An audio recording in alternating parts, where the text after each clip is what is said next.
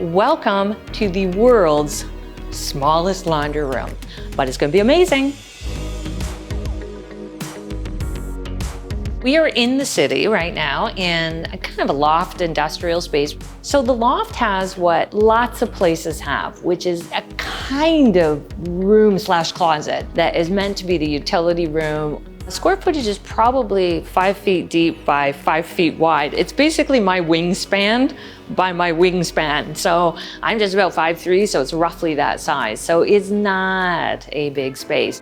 It really didn't allow for any of the other function that had to happen in the space. So the idea here was to take the world's smallest laundry room and actually make it really functional with storage, with washing capacity, and with a great set of washer dryers.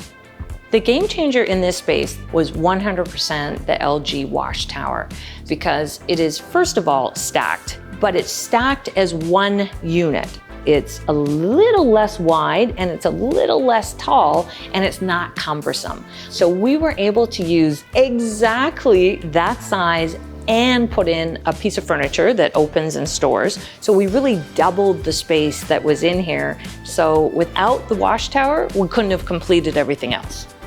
Even got a sink in here. Now I'm gonna put in the caveat, this is also the world's smallest utility sink, but they really wanted to make sure that they had the ability to wash any item that came along, like boots or a mop. So it's not just your average everyday sink, it's a stainless sink.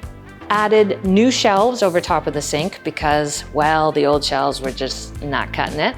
So new shelves with white, with stainless, and they have brackets so they're strong as opposed to a floating shelf, which could be a little weak when you're holding heavy things on it, especially like a laundry detergent. And then added in peel and stick hooks. Believe it or not, it's that easy to install that allow us to hang any kind of towel or washcloth. And in this case, we were able to do little soft hanging baskets that are easy to pass by or compress as you carry your load of laundry in.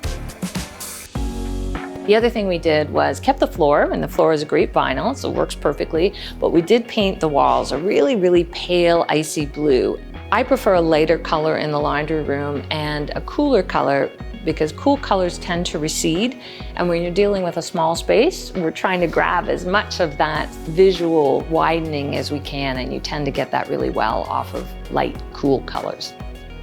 I think it's life-changing to have an organized laundry room because it's one of those rooms that when it's not working right, everyone loses it.